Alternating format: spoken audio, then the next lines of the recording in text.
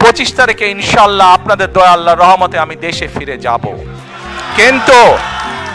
কিন্তু এখানে উপস্থিত, এই ঘরে উপস্থিত প্রত্যেকটি মানুষের কাছে আমার অনুরোধ, দয়া করে কেউ আপনারা এয়ারপোর্টে সেদিন যাবেন না। দয়া করে কেউ আপনারা এয়ারপোর্টে যাবেন না আপনারা, কারণ এয়ারপোর্টে গেলে একটি হট্টগোল তৈরি হবে এবং মানুষ জানবে যে এরা সব বাংলাদেশি, এবং দেশের সুনাম নষ্ট হবে, দলের সুনাম নষ্ট হবে। যারা এয়ারপোর্টে যাবেন না, যারা সেদিন এয়ারপোর্টে যাবেন না, আমার আজকের এই অনুরোধ যারা রাখবেন, আমি ধরে নিব তারা দল এবং সর্বোপরি দেশের সম্মানের প্রতি মর্যাদা রাখবেন।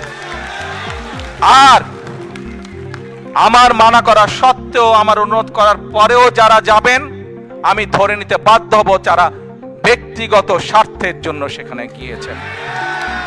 কাজেই আপনাদের কাছে বিনীত অনুরোধ রেখে আমার বক্তব্য শেষ করছি।